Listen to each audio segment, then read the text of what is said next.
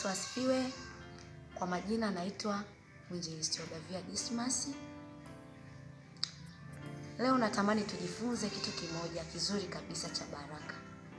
Nataka tujifunze neno linasema upendo wa Mungu kwa mwanadamu.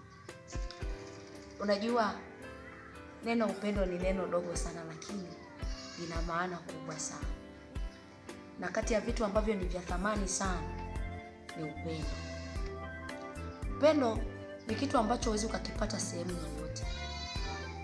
Upendo ni zawadi ambayo Mungu ameitoa, amewekeza tu ndani ya mtu, ambao hauwezi ukanunua, huwezi ukaupata sehemu yoyote kwa gharama, kwa kulipia kiasi cha fedha, wala kwa namna yoyote. Sasa leo nataka tujifunze upendo wa Mungu, upendo wa Mungu kwa mwanadamu.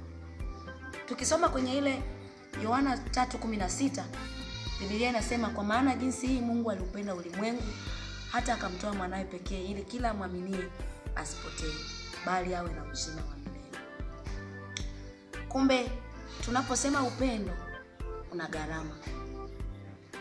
Mungu alipompenda mwanadamu kuna gharama alizilipia za kutoa kitu chake cha thamani. Kuna gharama alilipa ambazo zilimgharimu pengine kumpelekea maumivu.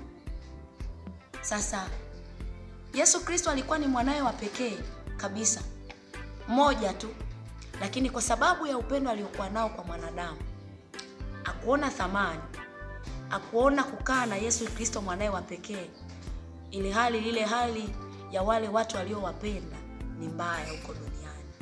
Akaamua kumtoa Yesu kwa ajili ya watu, akaamua kutoa zawadi ya kila anachokipenda kwa ajili ya watu ambao anawapenda pia.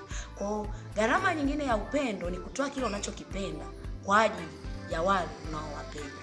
Naweza ikawa ni gharama.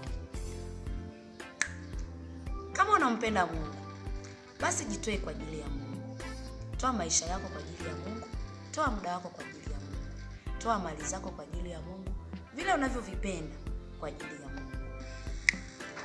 Naomba kushare na wewe ujumbe huu mdogo siku ya leo, na Mungu wa mbinguni